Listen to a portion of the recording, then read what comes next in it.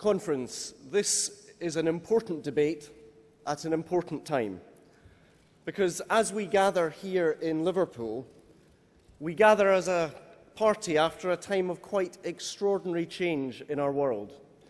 In recent months, the Arab Spring has seen the downfall of old autocrats and, yes, also some old assumptions. When Ed Miliband gave me this job in January, an uprising in Tunisia was in the news, but not yet on the front pages. Within days, ordinary people right across the Middle East, from Tunis in the west to Damascus in the east, took to the streets in unprecedented numbers. When their governments told them to go home, they ignored them. When the batons came out, and then the machine guns, and then the tanks, they refused to retreat. No one in the West had seen anything like it for a generation. And so when, on your behalf, I met some of those extraordinary and brave young men and women in North Africa, I asked them, why has this wave of change occurred after decades of such brutal stability?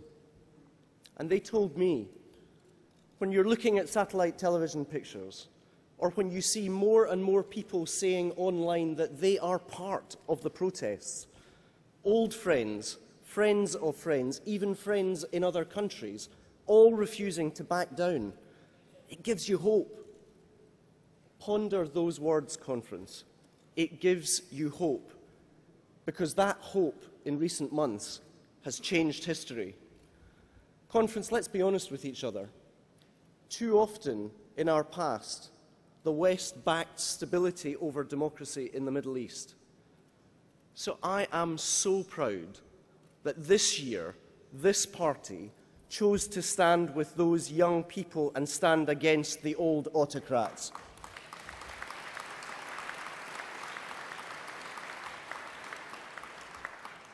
Conference, that choice that we made as a party meant that I could stand in the streets of Tunis a few months ago and look those young people in the eye.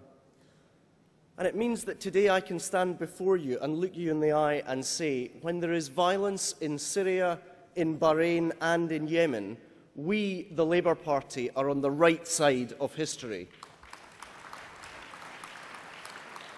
And so let us take the opportunity of this conference to say from this platform to President Assad, we cannot and we will not tolerate your violence against your own people, and Britain should use every diplomatic measure available to it to stop it.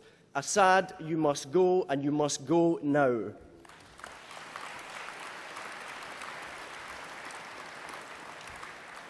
But of course, extraordinary though these changes are, the Arab Spring has not changed everything in the Middle East. So in opposition, as in government, we will continue to support the cause of a negotiated peace between the Israelis and the Palestinians. We, as a party, must stand with the young people in Jericho who want to see an end to the illegal settlement building, an end to the blockade, and yes, the establishment of an independent, viable Palestinian state recognised by the United Nations.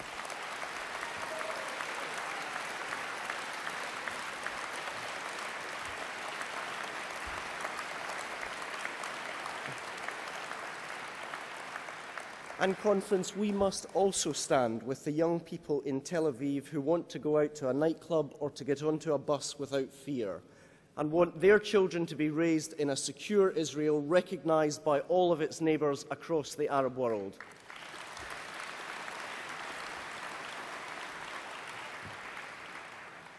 Conference, since accepting this role, I have been open in saying that I understand that the loss of life and, yes, the loss of trust that followed the Iraq War in 2003 still casts a very long shadow. But in March, when it came to Libya, we debated these issues with another shadow hanging over us: the promise of Muammar Gaddafi to cleanse Benghazi, a Libyan city bigger than the city of Liverpool. It would have been open to us as a party to say, no, this is too hard. It's not our call, let's leave well alone. But I believe to allow that to happen would have been wrong. Wrong for Libya, wrong for Britain, and wrong for the Labour Party.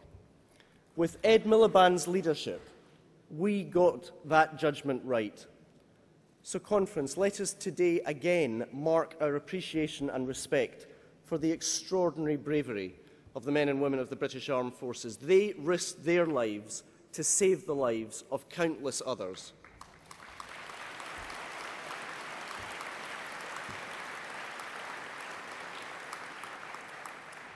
Now, their work in Libya, we hope, is coming to an end, and so too is the work of British combat forces in Afghanistan. That is a conflict that has been far longer, far costlier and far more painful for the United Kingdom. But it has been part of a truly international effort to make Afghanistan more stable and our world more safe. So after many years of sacrifice, Britain's task is now to help support that transition and ensure that as our forces step back, there are Afghan forces ready to step up. Conference, our forces have now been serving in Afghanistan for more than a decade. And of course, just this month, we remembered the horror of the anniversary of 9/11. We have witnessed a difficult decade for the world that began with a terror attack and ended with an economic crisis. So my challenge as your Shadow Foreign Secretary is this. It is to now set out a new course, to develop a new foreign policy for a new decade.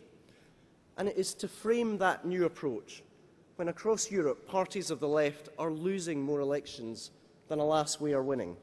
After the fall of the Berlin Wall, there were a number of years when the centre-left was defeating the right.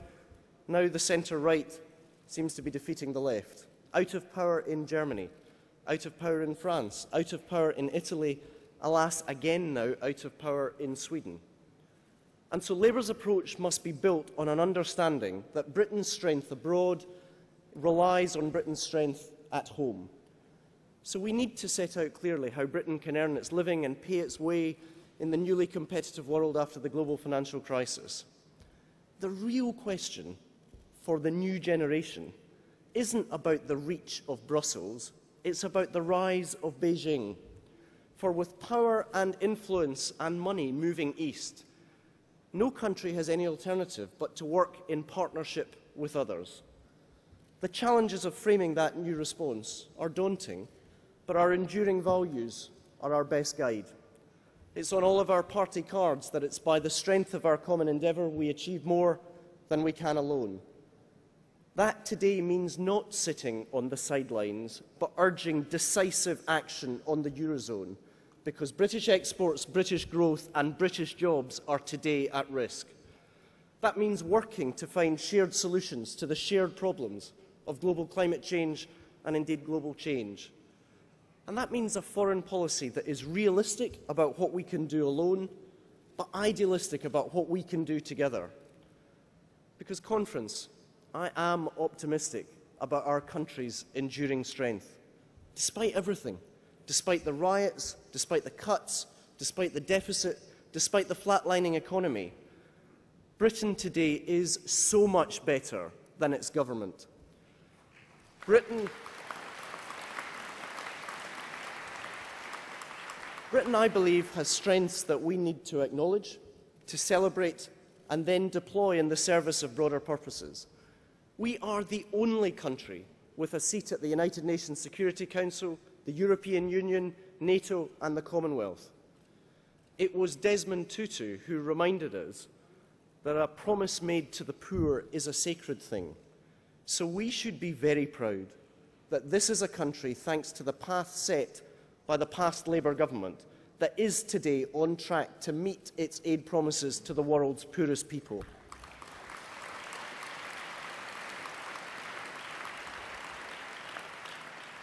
And, Conference, as that extraordinary message from Aung San Suu Kyi reminded us, we should also be proud that Britain has stood shoulder to shoulder with the people of Burma, and I give you my word, with Labour we will continue to make the case for freedom and democracy in Burma.